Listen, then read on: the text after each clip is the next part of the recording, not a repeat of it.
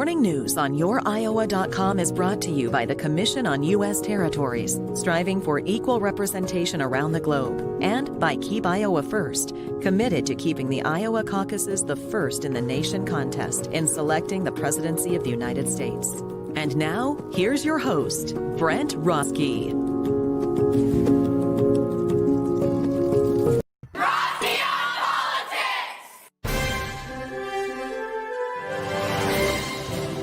We will become a rich and great nation again. Thank you. Great honor. We have the top 1/10 of 1% owning more wealth than the bottom 90%. Independents, Democrats, Republicans, bring them all, because I want to talk with all of them. The things that I've been concerned about in this nation for the last few years have not changed. We're chatting with Chief National Correspondent for the New York Times Magazine, Mark Leibovich, and Governor Bobby Jindal. Well, thank you for having my wife on your beautiful home. U.S. Senator Joni Ernst. Hop on the back. I got my own. I ride. This is not just a prop today. Congresswoman Tulsi Gabbard. Aloha. Aloha. Dear viewers. What's so interesting about the Iowa caucuses is it's unique and it's different and it really favors relationships. That Iowans are filled with common sense. Governor Terry Branstad, Rick Klein, someone who's been on the show several times, Congressman David Young, the D.C. Shadow Senator Paul Strauss. Any candidate who is seeking to earn the awesome and sacred trust of the presidency of the United States has to come and engage with the people of Iowa. Governor Mike Huckabee, Mr. Newt Gingrich, the highest-ranking Democrat in the state of Iowa, Congressman Dave Loebsack, John Huntsman, Senator Joe Lieberman, Senator Ted Cruz, Senator Chuck Grassley. I haven't eaten anything other than fried Snickers. Can't describe it. It's just like going to heaven. We need to push back to the RNC. This is a dumb way to do it. At the end of the day, Brad Pitt would be in our debate. I think it's important because it's the first contest. A potential Clinton Castro ticket. Whoever the nominee is gets to pick who their vice president's going to be.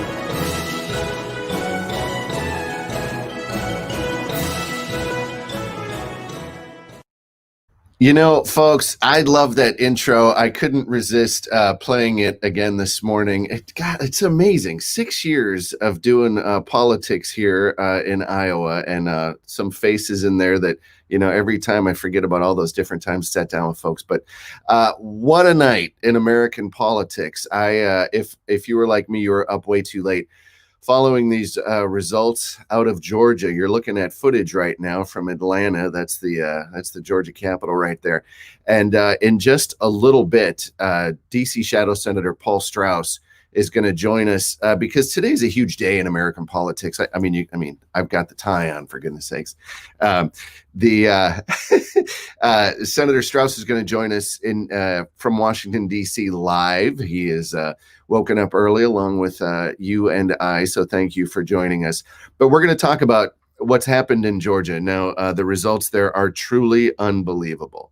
And we're going to get into that a little bit later, but it's been an incredible night in Georgia that has ramifications throughout the entire American political system. So before we do that, I am so happy to have on Lisa Marks. We're going to talk about some Hollywood picks. Let's take a look, though, first at this photograph. I started this program to take a little break from politics. So let's take a deep breath and enjoy a nice photograph. This is Ann Michaels was up at Lake Superior yesterday, or 2 days ago, posted this photograph. I haven't seen Ann for several years. I wish her and her family the best, but that wanted to show this nice little picture she'd posted from Lake Superior. And Friday, folks, I want to tell you about a really exciting guest we've got on Friday, and we're going to show a video here in just a second. The United Nations High Commission on Refugees does amazing work. They've been in doing what they do since 1950. And so many people are displaced right now through conflicts all around the world. Well, on Friday, we have got one of the folks from the United Nations High Commission on Refugees, actually the senior communications officer. We're so grateful for him to come on the program, and we're going to show you a video that they were kind enough to provide in just a little bit here. But without any further delay, let's bring on our friend all the way. Now, let's see if this works. Hold on, Lisa. Let me get rid of that. There you go. That's a good look. Keep that there. I won't put anybody off their breakfast. Lisa Marks, as you know, you saw her. She was kind enough to be on our first program on Friday. She wrote the book, Ryan is Ready for You Now. And Lisa, I've got it in the permanent. It's actually right there. I've got your book right there. I can see it. I can see it next to the lighthouse. I'm very impressed. Lisa wrote an amazing book called Ryan is Ready for You Now. It is fun. It showcases. Well, why don't you give folks a quick little elevator pitch on the book, and then we'll jump into today's topic. It's literally my career in celebrity journalism. I mentioned lots of big. I name drop like there's no tomorrow, and that's the world we live in now. Just imagine there's no tomorrow. And every big name is in there. I've worked in Hollywood for a long time. I covered movie junkets, and every chapter is a pointer towards doing the job of a celebrity journalist as well. So if you're interested in media and that kind of thing, you'd probably get a lot out of reading it. You will get a lot out of reading it. It's a fantastic book. And tell folks where you are speaking to us from this morning. Well, this is Leigh-on-Sea, which is about 45 miles east of London, and it's a little seaside town, and it's actually quite sunny today, which we're very pleased about because it's been very, very grey and miserable. But we've just gone into lockdown in this country again, so we are back at home and sort of girding our loins for the rest of the winter at home. I don't think we're going to be let out much before March at this rate, so it's been an interesting week. Well, I'm so grateful for you to be on the program. And, viewers, just incredible that, a program like this, we have people from Leigh-on-Sea. It's when you say it, it sounds so elegant. Leigh-on-Sea, again, just outside of London. And then Senator Strauss will be joining us from Washington this morning too, live. So grateful to both you folks for taking time out of your day today. So I thought it would be fun to have Lisa on just as many times as I can, but to have her on and talk about Hollywood picks. You just mentioned we're all in some version of reduced capacity when it comes to what we can and cannot do. And, why don't you talk about, obviously the UK, you folks have seen a strain of the coronavirus that appears to be a little bit more contagious than the rest of the stuff. What are you hearing from your news reports there, and what is the lockdown that you folks are currently facing? Well, it's this mutant strain that I think originated in Kent, which is south of England, and we've just been told to stay home. Off the figures are through the roof, to be honest. We are almost at a parity with the peak of April. So we had a dip through the summer, and then suddenly everything's really ramped up again, and our hospitals are full, our ICU units are full, and especially where I live in Essex, it's really bad here, and people are being taken out of the county to other hospitals. So I think the idea is just to keep everybody at home, keep masks on, just lay low until we can roll out the vaccine, which is, as you know, happening as it is over there. I'm a member of the Producers Guild. That's the guild that handles the producers of motion pictures and television. And we all received an email 2 days ago suggesting that all the productions that have gone back into production be shut down. I had on Ken Davidian yesterday, and that was actually taped about a week ago. And he was talking about the different things that you do when you're filming.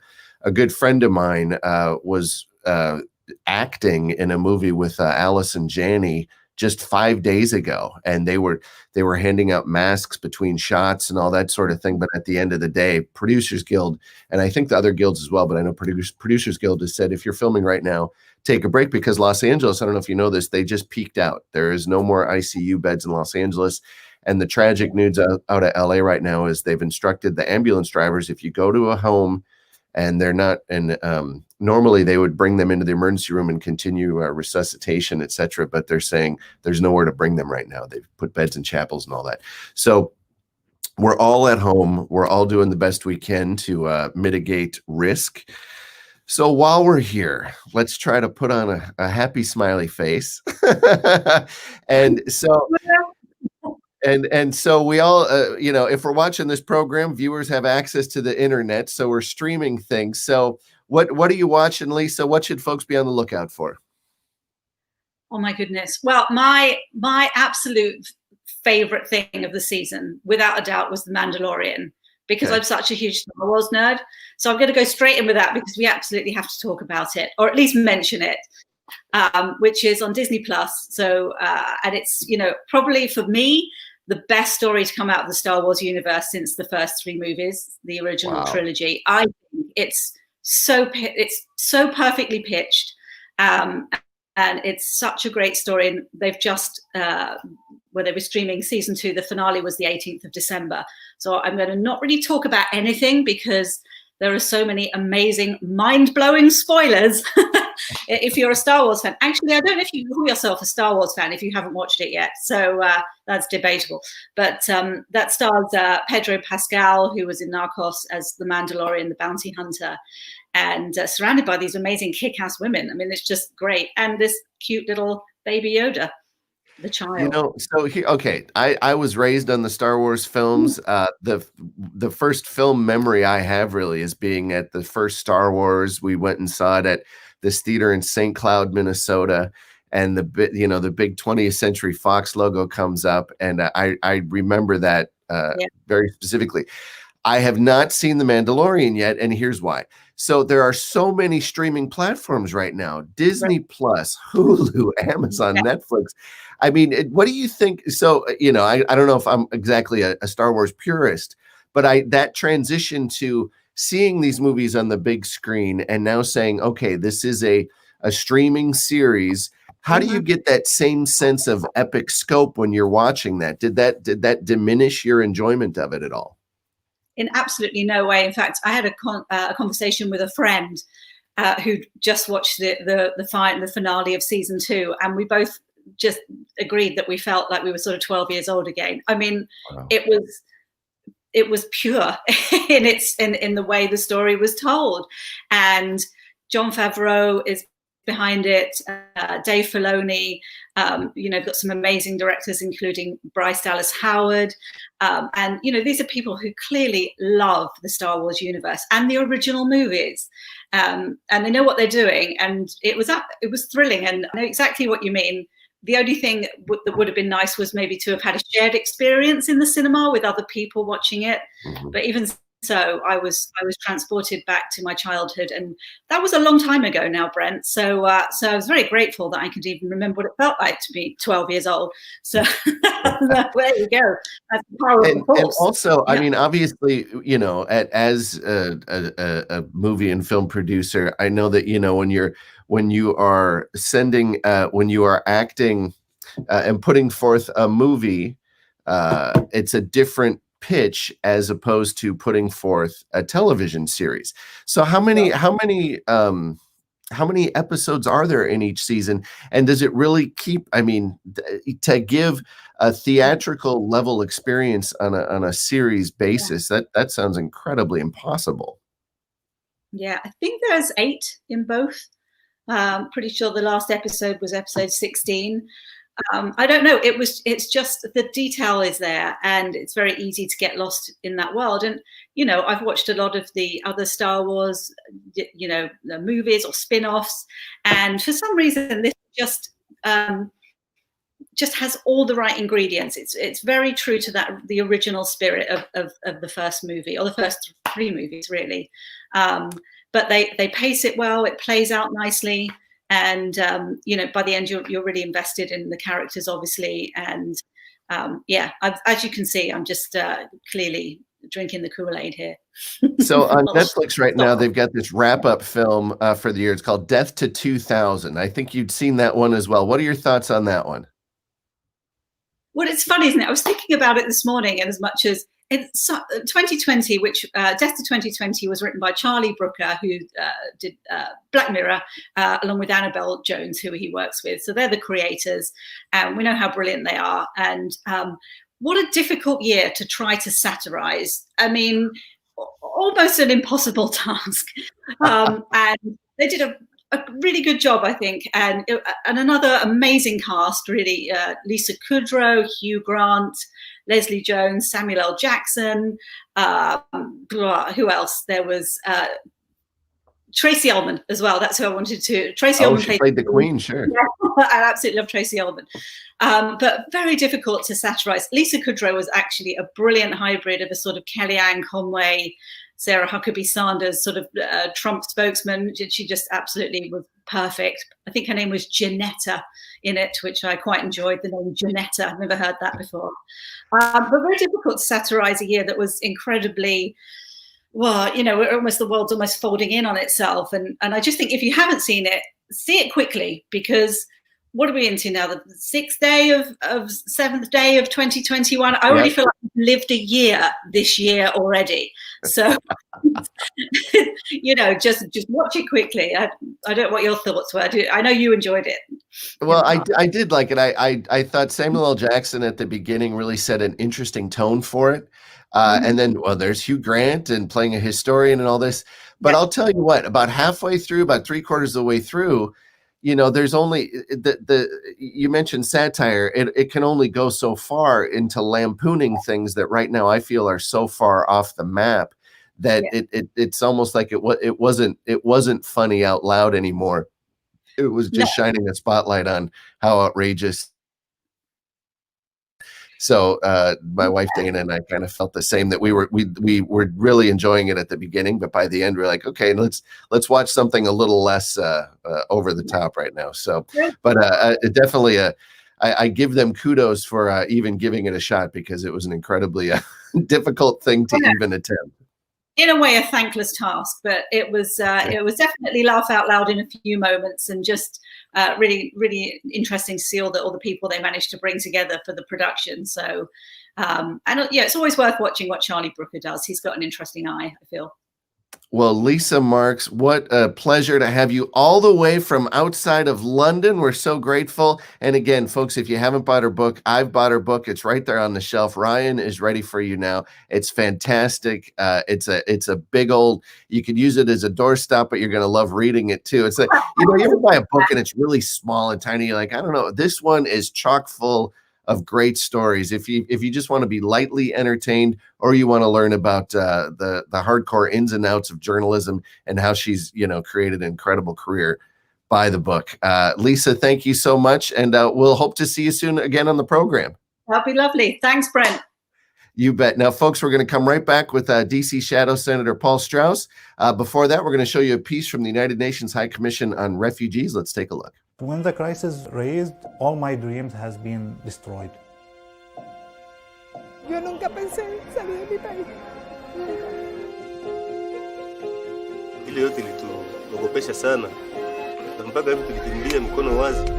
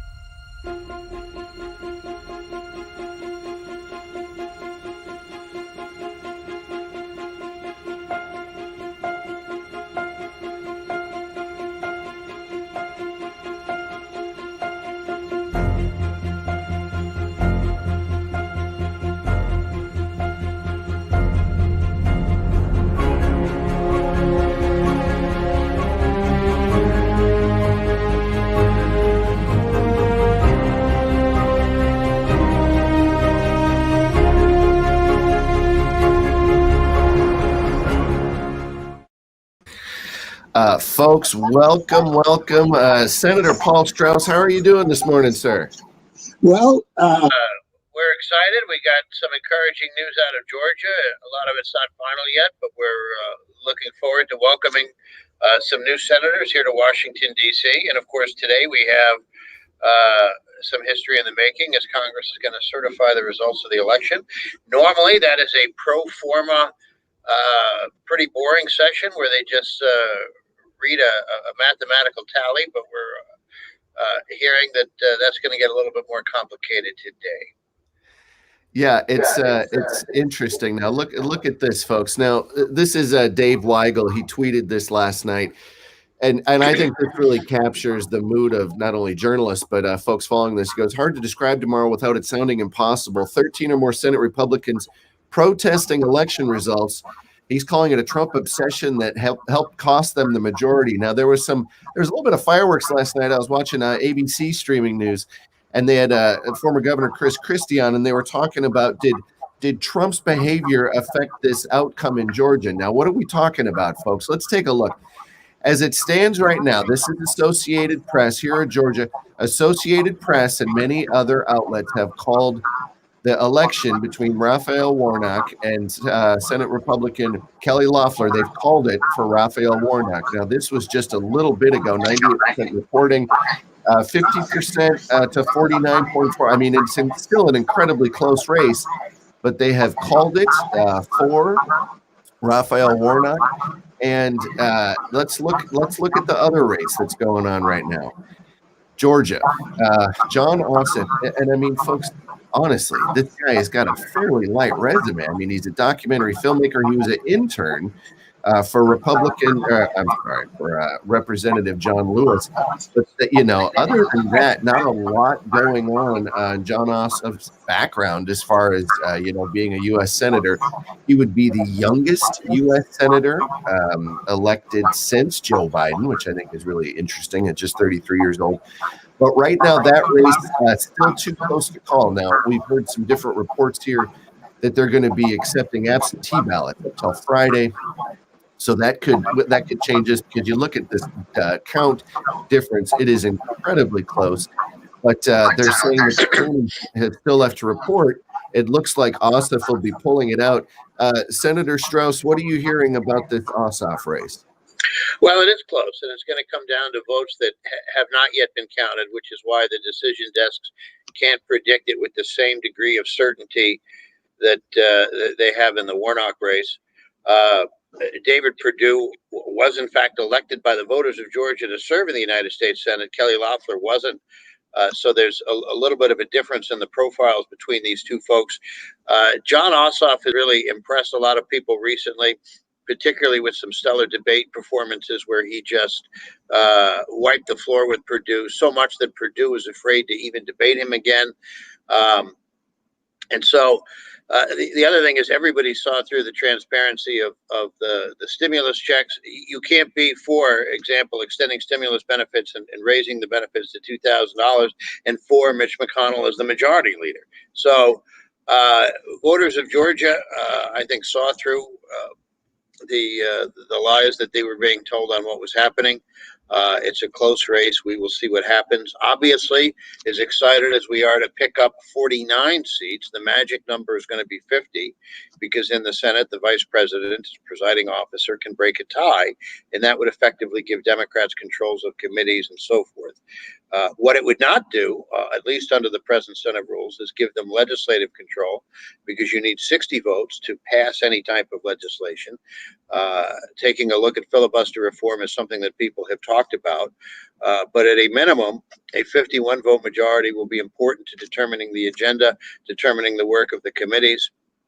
And of course, for those of us in DC, we know that without a majority, DC statehood, expanding our democracy, are issues that will be very difficult to move along. So we're certainly excited. We'll be watching the rest of those results come in.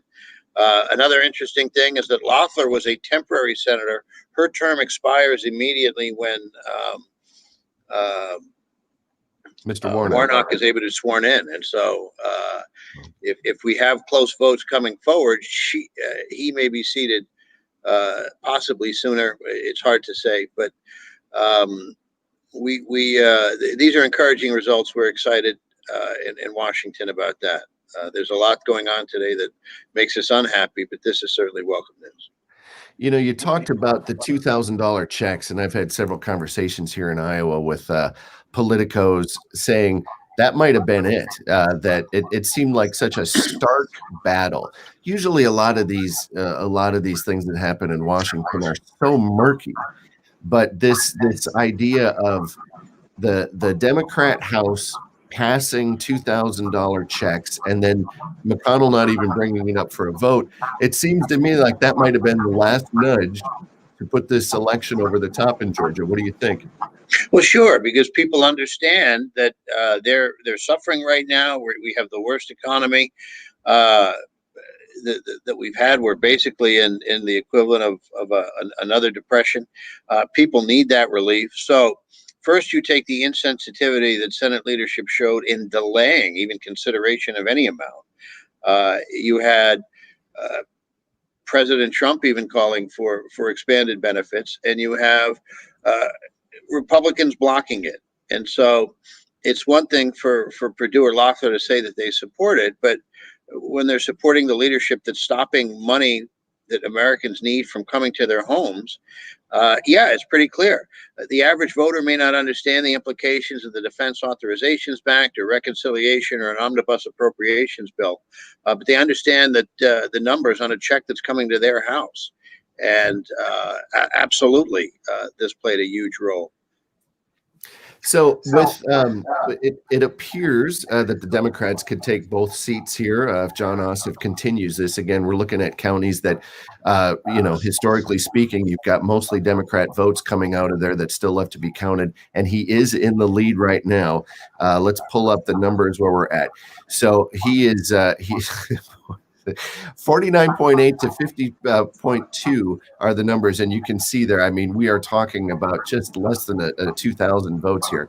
But if this holds, if he continues this and is elected, do you think that the Senate will put forth that bill, get $2,000 checks out there? And you mentioned, 60-person majority to get most legislative things passed. But what do you think they would put in motion, if in fact John Ossoff is successful? Well, the current bill is law. It's passed. It's being implemented. What's going to happen if the Democrats can take control of the Senate, take control of the House, and once President Biden is sworn in, is you're going to see a much more comprehensive relief bill come out of Congress that's going to really address the needs of people. Even the current bill that we've got, as welcome as it is after such an unforgivable delay, is woefully inadequate to try and get people back where we need them to be. So the new version is going to be very, very different. It's going to focus on the needs, hopefully, of our states and localities that are just being stretched and having their revenues exhausted. It's going to address the needs of workers as opposed to just bailing out the large corporations. So it'll be very, very different. Axios just this morning, they're referring to it like this. They're saying Republicans who enabled President Trump with their silence and compliance are privately furious with him for blowing their Senate majority. That's what Axios just reported this morning. What do you think about this? That you think Republicans are going to lay this at the feet of President Trump? No, they won't, but they should.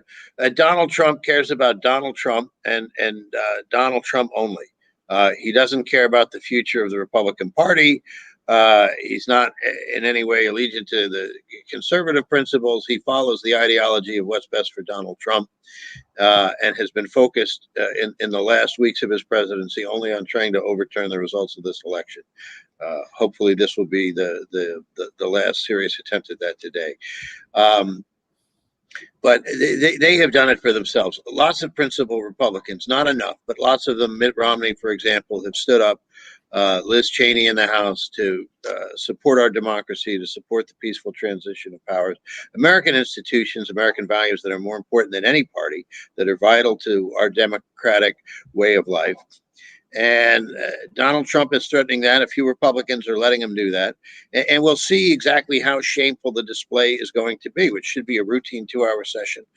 May stretch into tomorrow as they have to vote down what are clearly these frivolous challenges. No court has looked at any of the challenges and found credible justification for overturning the election. So we'll see. And of course, in D.C., we're very frightened about the real threat of physical violence. We have folks that have come to D.C. They have said that they are here. They're going to disregard our public safety laws, particularly that govern the responsible use of firearms and other things. The president himself is going to be addressing a crowd today. This is unprecedented behavior. You contrast that with 2000, where Al Gore, in his capacity as vice president, literally presided fairly over a session that handed the presidency to his opponent. It was, a testament to our rule of law.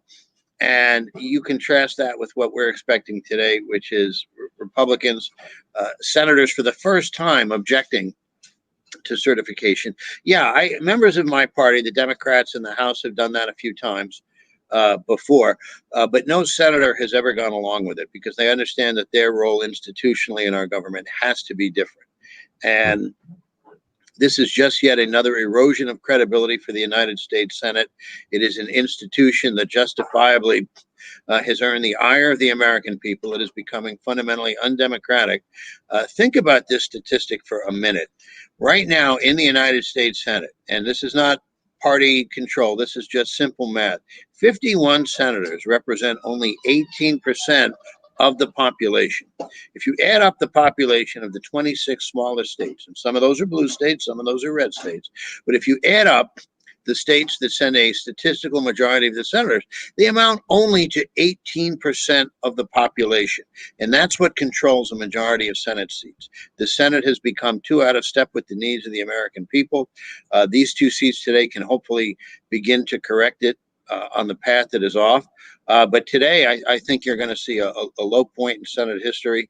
And we're just hoping in D.C. that we can get through this day without too much violence, without too much, one, violence on the streets of our city, but two, rhetorical violence to the heart of our democracy. You mentioned you're in Washington, D.C. right now. Your law firm is literally, what, a block and a half away from the White House.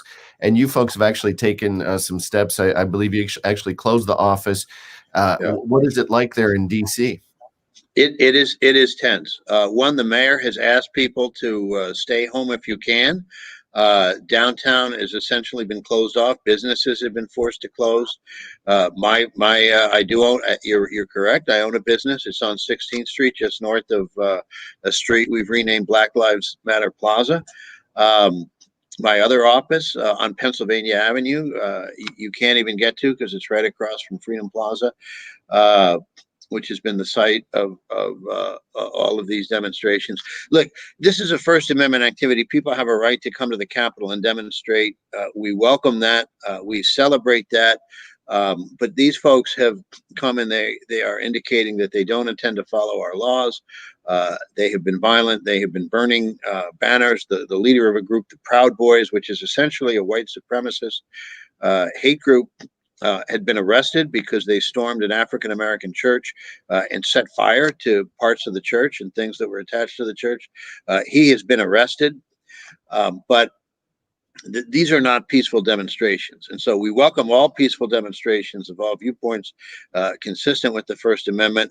But this is a tense time. We have called out the National Guard to try and help and keep order. And it is a frightening time. And no, I can't operate my business from that location today. We've had to push appointments back. I'm broadcasting to you from my home right now. But for the session, we'll have to work remotely today, and even getting anybody attempting to go to the session is risking their safety. So. I just got a text here. I just got a text from Tamara Harrison. She runs a group called Iowans for DC Statehood. She just texted, "Can we get a vote on HR 51 with a 50-50 Senate, and can it pass? And what could we do to help?" Well, it's great to hear from our friends in Iowa who are supporting DC Statehood, especially Ms. Harrison. It's an excellent question. One, the bill has to again pass the House of Representatives. It has been reintroduced in the House with a record 202 co-sponsors. And that's a delicious bit of irony because our area code is 202 here. And the 202 has been a number long associated colloquially with the District of Columbia. So if I had to pick a number other than 219, which I'd really like, 202 would certainly be my favorite. The record number of original co-sponsors. Speaker Pelosi has committed to having a vote. So then the question is, can we get a vote in a 50-50 Senate? And the answer is maybe we could proceed to consideration, but it may be difficult because under the current rules, legislation like that will require 60 votes to stop debate. And the Republicans are likely to filibuster that. So there have been serious, credible discussions about whether we're going to allow a majority of senators, or a minority of senators more accurately. You know, if 51 represent 18%, and you now have 40 senators that can block action on important legislation, what is that, 10% of the population? I mean, mathematical formulas can change how it works, but we're effectively giving veto power, not to 40% of the people, but to less than 20% of Americans over the needs of the other 80. And that just can't happen.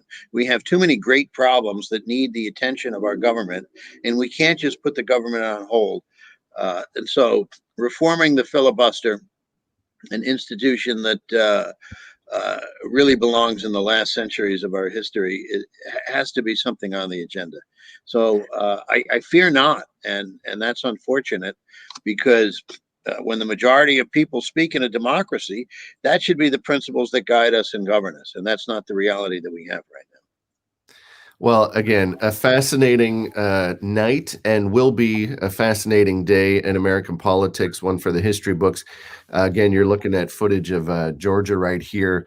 Again, these numbers, Ossoff just ahead, razor thin right now.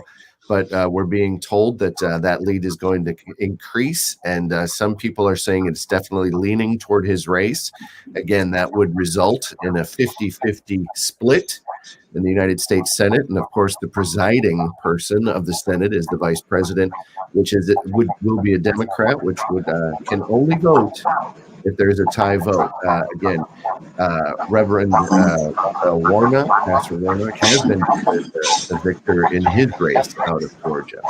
So incredible news coming out of D.C. And finally, we'll look at The Daily Show. Stacey Abrams, what do you know about vaccine distribution? That was The Daily Show. I think that was a funny tweet. You know, obviously, Stacey Abrams is getting a lot of credit right now for being the person that brought at least one victory. What they're saying about Raphael Warnock, he will be the first African-American Democrat in history to represent a former Confederate state in the United States Senate. So amazing changes in the South of the United States of America. So with that, we're going to wrap it up today. Senator Strauss, you took time out of a very busy morning to be with us. I can't thank you enough. It's always good to see you, buddy. Well, it's great to see you. It's great to talk to the people of Iowa. They have a special place in the leadership of our statehood movement. They're fair-minded people. They've always played a unique role in our democracy, and we hope that can continue as we talk about expanding the franchise. And yes, if you had told me at the beginning of this time last year that Georgia would be represented in the Senate by an African-American and potentially a Jewish man, I don't know that I would have taken that bet. But Stacey Abrams, the New Georgia Project, for years has done a lot of work to bring democracy to Georgia, to expand the franchise. And we need that kind of energy around the country. And we need that work to continue in so many places. But if she could do for voter empowerment on vaccine distribution, I would support putting Stacey Abrams in charge of anything she was ready to set her mind to. She's an extraordinary and inspirational person who hopefully will soon be playing a more important role in our government. Well, Senator Paul Strauss, thank you so much for joining us today. Folks, we're going to end today's broadcast with the Roski on Politics show logo. Thanks for joining us. We'll see you tomorrow morning.